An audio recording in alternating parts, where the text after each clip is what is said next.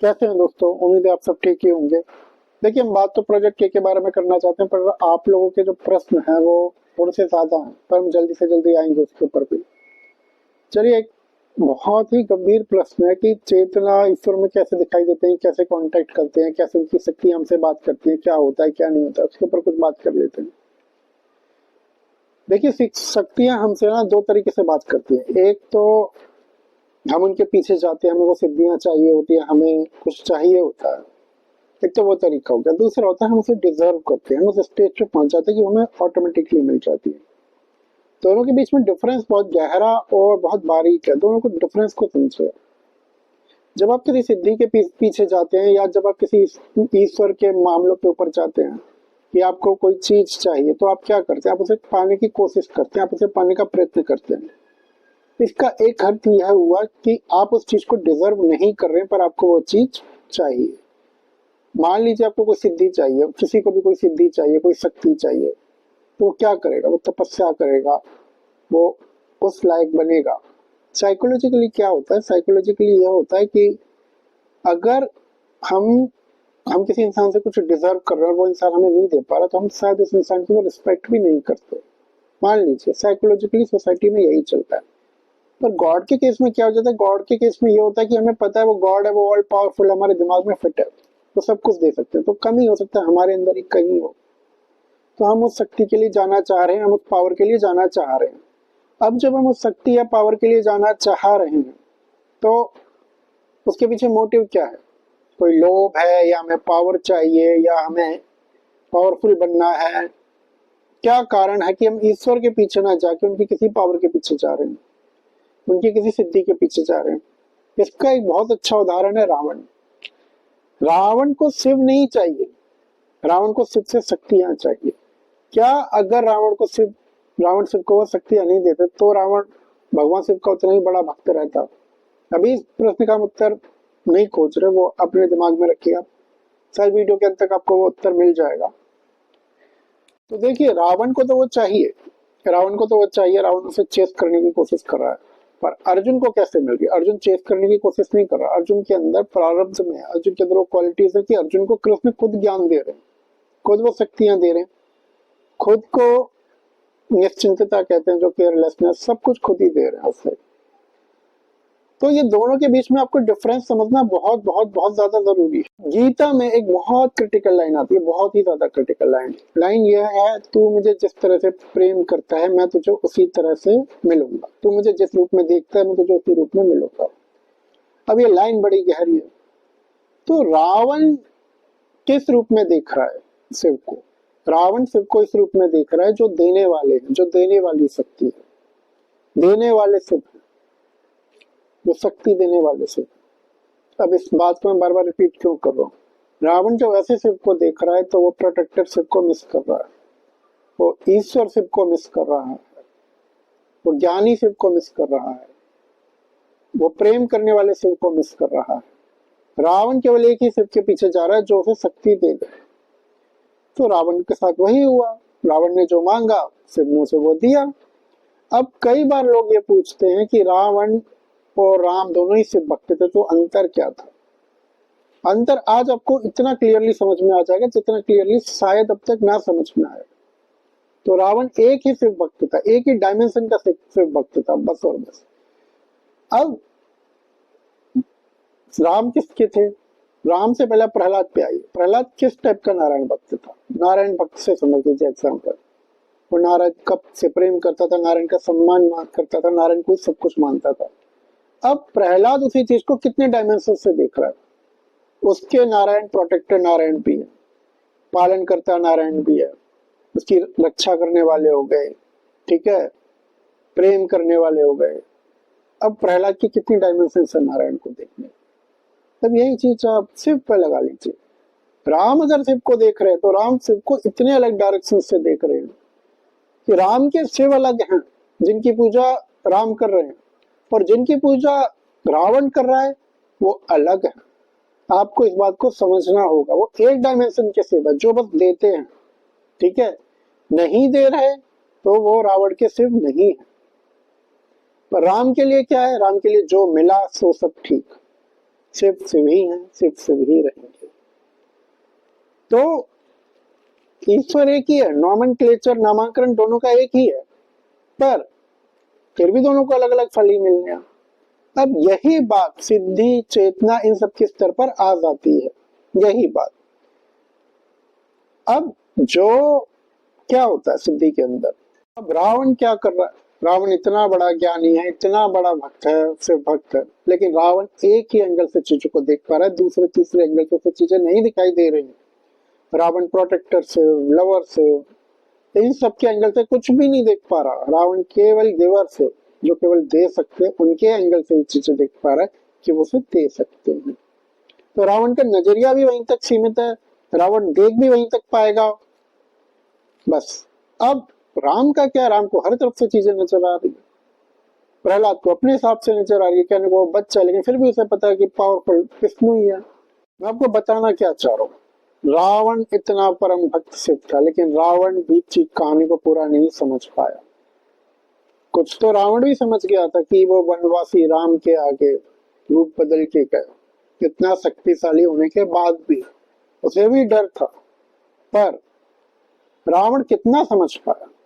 तो रावण जैसा ज्ञानी जब नहीं समझ पाया, तो मैं आपको यह बताना चाहूँ कि कोई अगर कहता है कि मुझे सिद्धियां हैं, मुझे ईश्वर दिखाई देते हैं, मुझे यह है, मुझे वो है, मैं ये देख सकता हूँ, वो देख सकता हूँ, तो अगर वो सिद्धियों को प्राप्त करने के लिए चला है, तो क्या कारण है कि सिद्धियों को प्राप्त करने चला? क्या कारण, क्या कारण है कि उसने ईश्वर को प्राप्त करने की कोशिश नहीं की? तो जब प्राप्त करने के लिए आप चले, तो ईश्वर की एक डायमेंशन की शक्ति ने आपसे कांटेक्ट किया, उसकी तो अनंत डायमेंशन, उसकी तो अनंत रूपरेखाएं, तो वो सारी आपने मिस कर दी, वो सारी आपने छोड़ दी, वो सारी आप नहीं गेन कर पाए। तो यह डिफरेंस आपको समझना पड़ेगा। क्यों कल्कि के केस में सारी भविष्यवाणियां गलत जा रही हैं, क्यों कल्कि के केस में सारी कहानियां गलत हो रही हैं, क्यों वो कोई भी सही एंगल से चीजें नहीं बता पा रहा। ठीक है, भक्त तो देखो सब उन्हीं के हैं, कोई आदि शक्ति का भक्त होगा, कोई राधा का होगा, कोई नारायण का होगा, कोई शिव का होगा, पर आप ये भी तो देखो, अच्छा जो ये चीजों को प्राप्त करने के लिए गए हैं, उनके साथ ये कंडीशन हमेशा अप्लाई होगी, हमेशा वो प्राप्त करने की कोशिश करेंगे, उन्हें मिल भी जाएगी, पर उन्हें चीज नजर एक ही एंगल से आएगी, बाकी सारे एंगल मिस हो जाएंगे, जितना उन्हें दिखाई देगा उससे ज्यादा उनके लिए अदृश्य हो जाएगा। तो ये एक समस्या इस पूरी लीला में हुई होगी। अब तो खैर प्रकटीकरण का टाइम आ गया, अब तो सामने आने का समय बहुत नजदीक है। तो ये सारी कहानी आपको पूरी लीला में नजर आई होगी, पूरी लीला में, और ये कंफ्यूजन का बहुत बड़ा कारण है, बहुत ज्यादा बड़ा कारण। अच्छा, अब जो यह होते हैं जो चीजों के पीछे नहीं जा रहे, जो बस ईश्वर से प्रेम करते हैं, उन्हें सिद्धि मिल जाती है, ऑटोमेटिकली मिल जाती है, तो वो डिजर्विंग है। डिजर्विंग कैसे है वो, डिजर्विंग कैसे, जैसे अर्जुन था, अर्जुन को युद्ध नहीं लड़ना, अर्जुन का हो गया, अर्जुन को कुछ भी नहीं चाहिए, तो ईश्वर से खुद आके समझा रहे। तो उस केस में क्या होता है कि अगर कोई सिद्धि मिली है, तो वो कुछ कहानियां बताती है, बहुत कहानियां बताती है, बहुत गहरी कहानियां बताती है, ठीक है, अलग अलग एंगल से बताती है, पर ठीक है, वो आदमी अब कितना उस चीज को समझ पाए ना समझ पाए, पर बहुत ज्यादा चांसेस है कि जिसे ईश्वर से प्रेम है, बहुत चीजों को समझ पा रहा है, पर बहुत जो उनके पीछे भागे, जो चीज में बहुत आगे निकल गए, वह भी घूमे ही जा रहे हैं। ठीक है, तो इस बीच के अंतर को आपको समझना होगा। एक समस्या और आती है सारी कहानी के अंदर। देखो, मैं कहूं कि मुझे सूर्य तक एकदम साफ दिखाई दे रहा है, मान लो मैं कहता हूं, अब मैं सूर्य की तरफ देख रहा हूं, तो उसके आसपास का अंधेरा भी तो मुझे ही दिखाई देगा। अब कोई मुझसे भी बड़ा दृष्टा आ रहा है, वो सूर्य के पार भी देख पा रहा है, मतलब वो 4 सूर्य और आगे तक देख पा रहा है, तो उसके अगल बगल का अंधेरा, जब वो देख रहा है सूर्य को, रोशनी तो उसे दिखाई दे रही है, पर फिर वो अंधेरा भी तो उसी का होगा। तो अगर किसी को सिद्धि मिल भी गई और वो चीजों को देख भी पा रहा है, तो उससे जुड़ी हुई माया भी उसी की है, फिर उस माया से भी उसे ही उलझना है। और यहाँ पे एक बात समझनी होगी, जो देने वाले शिव हैं, उनकी शक्ति अलग तरह से काम करिए, जो प्रोटेक्टर शिव हैं जो अपने भक्तों से प्रेम करते हैं, उनकी शक्ति अलग तरह से काम कर रही है। यही नारायण के ऊपर है, यही निराकार के ऊपर है। ठीक है, अभी इन तीनों पे ही रही है, निराकार का मामला बहुत ऊपर का हो जाता है। तो वो भटकाव होना ही होना है, वो भटकाव रहेगा ही रहेगा, इस चीज को आपको समझना होगा। अच्छा, अभी जो नेचुरल प्रोसेस से जाते होंगे तो ईश्वर उतना, तो उतनी लंबी माया चलती चली जाएगी। तो दूर से देख, दूर तक आप देखो, उससे ज्यादा बेटर है कि इस लीला के अंदर, इस लीला के अंदर आप पास तक का देखो, पर क्लियरली देखो, साफ देखो। जरूरी नहीं कि आपको 4 किलोमीटर का दिखाई देना चाहिए, आपको 400 मीटर का दिखाई दे, पर साफ दिखाई दे। अगर 4 किलोमीटर तक का आगे दिखाई दे रहा है और वो आपको माया में उलझा रहा है, तो फिर मामला गड़बड़। जिसने कल की पुराण लिखी है उसने देखा तो बहुत आगे तक का था, लेकिन अब देखा कितना क्लियरली था ये आपको समय आने पे पता चलेगा। चलिए, जो चेस किया गया, जिसके पीछे भागा, क्या रावण की तरह से या किसी और की तरह से जो सिद्धि चाहिए, उसे छोड़ देते। अब आते हैं उस पर जो नेचुरल प्रोसेस में आपको मिल गई, मतलब ईश्वर से प्रेम था, ईश्वर ने चीजें दिखानी शुरू कर दी, अपनी लीला बतानी शुरू कर दी। अब इस केस में भी आप एक बात याद रखिए, इस केस में क्या है कि अगर आप नारायण के भक्त, इस केस में कॉस्मिक वर्ल्ड आपसे कम्युनिकेट करेगा, प्रकृति आपसे कम्युनिकेट करेगी। वो इसलिए कम्युनिकेट करेंगी, इसलिए नहीं करेंगे क्योंकि आपको सिद्धियां चाहिए थी, आपको तो कुछ चाहिए ही नहीं। वो इसलिए कम्युनिकेट करेंगी क्योंकि वो आपको कुछ बताना चाह रही है, चाहे आपके भविष्य के बारे में, चाहे किसी और के बारे में, चाहे ईश्वर के बारे में कुछ बताना चाह रही है। तो अब कम्युनिकेट करना किससे है, किसके ऊपर ऑनर्स ऑफ प्रूविंग है, उनके ऊपर है, कॉस्मिक वर्ल्ड के ऊपर है। अच्छा, रावण को पता है कि रावण को शिव के पास जाना है, मांगने वाले को पता है जहां जब उसे मांगना है कि उसे किससे मांगना है, पर जब ईश्वर देते हैं तो वह कैसे देते हैं, वह प्रक्रिया भी समझो जब वो कुछ खुद समझाते हैं। कोई गणेश का भक्त है और कॉस्मिक वर्ल्ड को समझाना, तो कॉस्मिक वर्ल्ड उसी भाषा में बात करेगा जिस भाषा में आपकी समझ में चीजें आ जाए। ठीक है, आपकी समझ में चीजें आ जाए। जैसे कि फॉर एग्जाम्पल, जैसे गणेश नजर आते हैं तो कॉस्मिक वर्ल्ड उनसे गणेश की ही भाषा में बात करेगा। उद्देश्य क्या है, मोटिव क्या है, मोटिव ये है जो भी उनका भक्त है उसे चीजें समझ में आनी चाहिए, उसे आगे की कहानी समझ में आनी चाहिए। जब कोई इंसान गणेश को देखता है तो ऐसा नहीं होगा कि उससे नारायण के रूप में संपर्क होना शुरू हो जाए, नहीं होगा। ठीक है, समझाना है, समझाया वैसे ही जाएगा। निराकार प्रकृति इनकी अनंत भाषाएं, पर भाषा वो वही चूज करेंगे जो आपको समझ में आ जाए, आपको और हम जैसे सामान्य मनुष्यों को समझ में आ जाए, भाषा वो वही चूज करेंगे। कोई भगवती का भक्त है तो उसे भगवती के की तरफ से ही कांटेक्ट होगा। ठीक है, कोई राधा का भक्त है, कोई कृष्ण का भक्त है, तो उन्हें कांटेक्ट सबको उसी रूप में होगा, उसी तरह से होगा। कॉस्मिक वर्ल्ड का कांटेक्ट उसी तरीके से होगा, क्योंकि समझाना।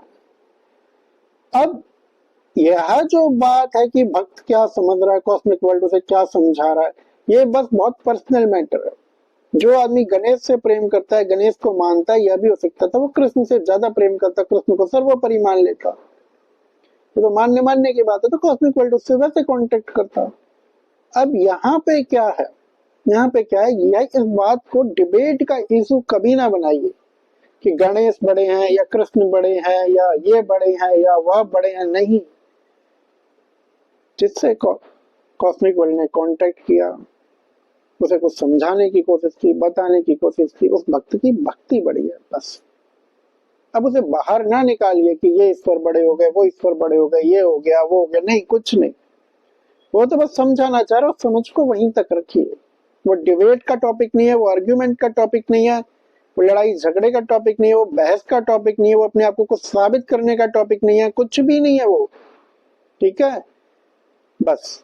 तो जिसको भी आप भजते हैं, जिसको भी आप जानते हैं, मानते हैं, वो सब ठीक है अपनी जगह पर। अब दूसरी बात, इसके अंदर अवतार का टॉपिक थोड़ा डिफरेंट इसलिए हो जाता है क्योंकि अवतार के अंदर एक पार्टिकुलर शरीर हो जाता है, एक बॉडी हो जाती है जिसके ऊपर आके कहानी बननी है। कृष्ण के ऊपर कहानी बननी है, एक आधार चाहिए कहानी बनाने का, तो वहां कहानी थोड़ी सी अलग हो जाती है ताकि ह्यूमन भी कोऑर्डिनेट कर सके, कहानी को समझ सके, वो एक अलग टॉपिक हो गया। मेरे ख्याल से ये टॉपिक बहुत, मतलब कई लोगों के प्रश्न आ रहे हैं कि कैसे कम्युनिकेट होता है, क्या होता है, क्या नहीं होता। आप लोगों को बहुत अच्छी तरह से क्लियर हो गया होगा। चलो कुछ और बातें मैं इसके बारे में बोल देता हूँ आप लोगों को। देखो, रावण भी शिव भक्त है, राम भी शिव भक्त है, ठीक है। इन सब बातों में कुछ नहीं रखा। जो जिसे भी कुछ मिलता है ना, वो ये नहीं बता पाता कि उसने चीजों का पीछा किया या उसे मिल गया। प्रारब्ध में उसके बस का नहीं। उसकी तो बस इतनी सी कहानी होती है कि उसे ईश्वर से प्रेम था या नहीं था, या वो इन सब चीजों के पीछे जा रहा था।